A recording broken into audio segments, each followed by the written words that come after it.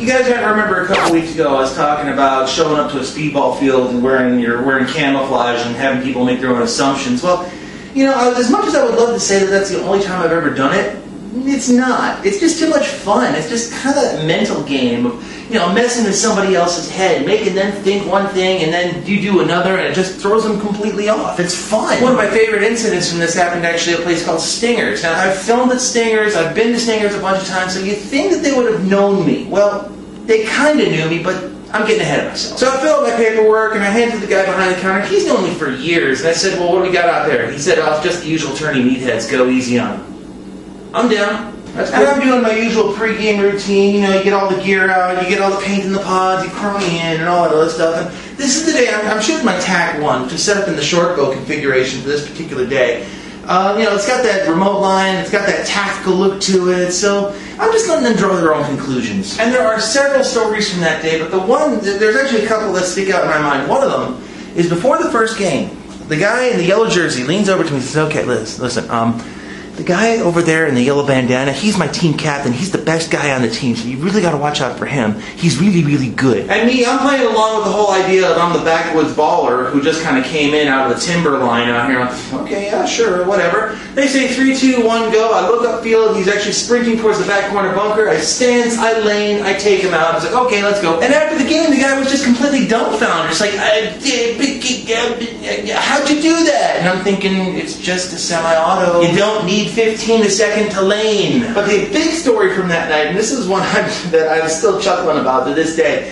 We're playing 3-on-3. It's the guy who was playing his teammate, his captain, and then one other guy. And it's me, a guy wearing a Hawaiian t-shirt, also shooting a classic mag, and then one guy who got a Christmas gun. Basically, a high-powered electro for Christmas. You know the type of guy I'm talking about. And the first thing I look at is the guy wearing the Hawaiian shirt shooting the classic mag, and I'm thinking, okay, we got this. We decided on a very mobile offense of, you know, if we have an opening, just take it. You know, we're not going to sit back, we're just going to go for it. So it's 3, 2, 1, go, and right off the break, I lane my side, which happens to be my right-hand side. I lane my guy out of the corner, I get him out. So now my right side is completely clear. Knowing that my side is completely clear, and knowing that they put a guy corner, center, corner, this is a cakewalk from here. I mean, literally, I walked up the right-hand side. Walking up the right-hand side. I get to the 50, I lean out a little bit, oh, there's a guy in the center. Back, okay, he's gone too. Somewhere in this mess, they shot the guy with the classic mag. Okay, that's fine, that's okay. So I continue my walk. I walk up the right-hand tape line. I get to the back corner bunker. I turn 90 degrees. Hey, there's the last guy way over there. He's shooting at my other guy, and he's just got that tunnel vision. He's just going to town on this guy. So I'm thinking, well, either I can shoot this guy, or I could teach him a lesson. Professor Tiger is now in session. I walk up behind the guy, gun up, I'm not stupid.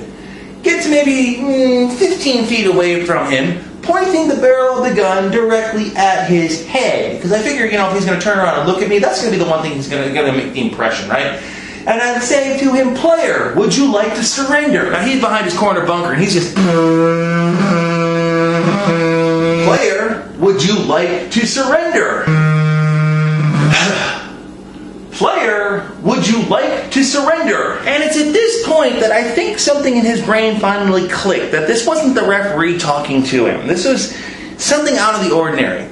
So he starts to turn, but when he turns, he brings the entire gun to bear like this. So, figuring that he was going to try to turn and shoot me, I fired one ball. To my credit, I had the red dot sight on. I had the red dot sight directly on his chest at that point, because I figured if he's going to turn on me, I'm going to shoot him someplace nice. My red dot sight was a little bit off that night. I ended up smacking him right here on the top of the forehead. And he wasn't wearing a sandana, and he wasn't wearing a Bunker King bandana, and he wasn't wearing any kind of a protector up there either. Yeah. Oh, dude, he was angry at me, too. He's like, what the hell are you doing? Why'd you shoot me from that close?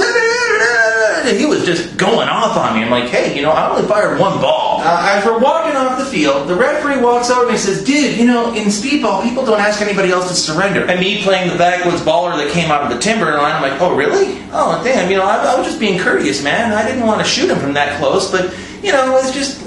That's just kind of the polite thing to do. Now, to this day, I still think that what I should have done, if I would have trusted my teammate to not shoot me, because the only guy left was the guy who had a good Christmas score.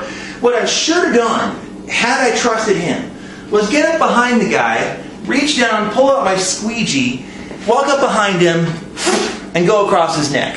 I think that would have taught him a better lesson. Or actually, on second thought, probably not. But, yeah, that's paintball for you.